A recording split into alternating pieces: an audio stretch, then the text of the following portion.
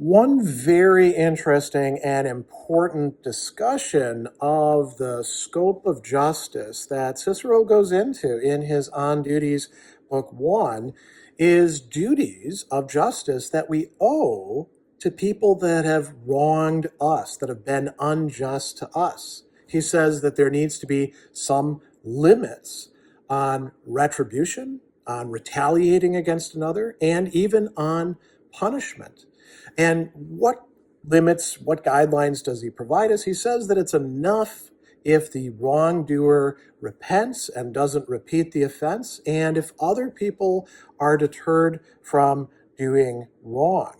And then he begins talking about warfare, and he says that the rights of war, the iura belli, need to be preserved even in conflict with enemies. He says that it's, of course, better to resolve conflict by discussion, and you can resort to force if you can't resolve it by discussion. But the reason for going to war is to live in peace unharmed. That is the most legitimate reason.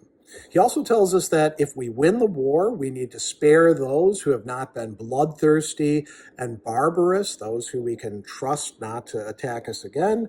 And we even need to ensure protection for those who lay down their arms and throw themselves on our mercy. If we want to be just in warfare, that's something we have to do.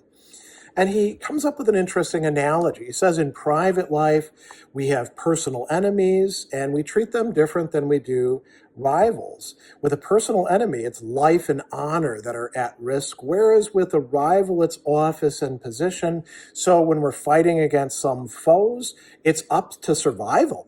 We have to defeat them so that we're going to remain alive. But with others, it's a matter of supremacy. And so we have to be careful in how we're treating them and what we're willing to do. The last thing that he says that is particularly interesting has to do with justice in a different sense. If we make promises, even to enemies, if we're going to be just, those promises need to be kept. We need to maintain fidelity, fides, which is an important part of justice. He also says we don't get a pass if somebody else is doing something unjust, so we shouldn't go along with treachery, even if the foe is Pyrrhus himself. So third parties committing treachery against enemies, we should actually tell the enemy that the third party is trying to do them in.